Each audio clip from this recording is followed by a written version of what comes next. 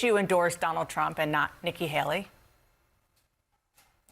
You know, it comes right down to what does America need for the next president? It would be 4 more years of Donald Trump. I'm not asking a question about who's from my home state. I'm not asking a question who would be is a good person or a better person.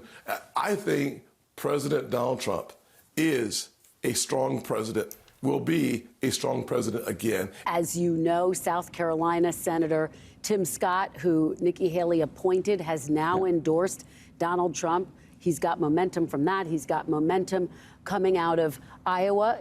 Can Nikki Haley win her home state? Of course, Tim Scott doesn't matter. Even though Trump has a double-digit lead? Of course, because Trump had a 35-point lead here. Then that's completely shrunk. I mean, there were polls 2 weeks ago that had almost neck and neck. The Suffolk poll and CNN poll have Governor DeSantis at just 6%.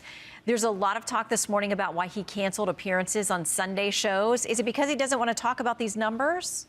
Well, you know, we never had high expectations for New Hampshire anyway. But the real fight, I think, is in South Carolina, and that's where Nikki Haley, I think, stumbles. She's going to miss expectations and not even win her own state. Why are you one of the only elected officials in South Carolina who's backing her, and why isn't she doing better in the polls there?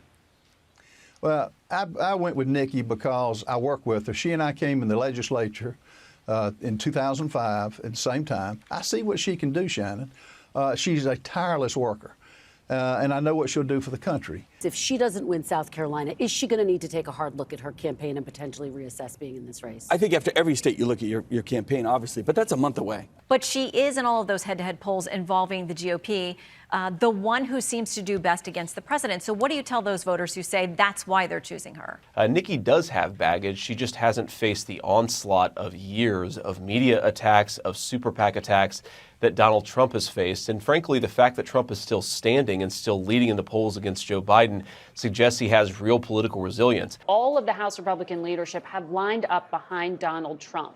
Why? Are they afraid of him? So it's not surprising that that set is going towards Trump because he's going to take care of them. I'm not going to do that. I'm going to take care of the taxpayers. This is about the fact that, you know, people get to decide which way they want to go forward. What I have said is you can either pick more of the same or you can go forward with a new generational leader.